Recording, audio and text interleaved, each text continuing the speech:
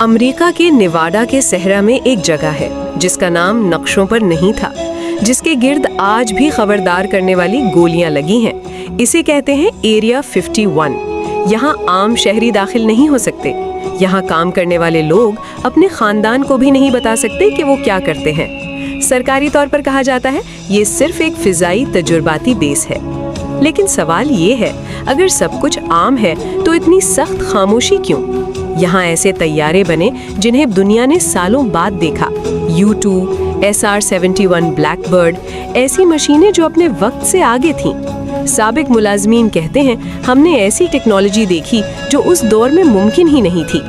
कुछ लोग कहते हैं यहाँ सिर्फ जहाज नहीं, सवालात दफन हैं।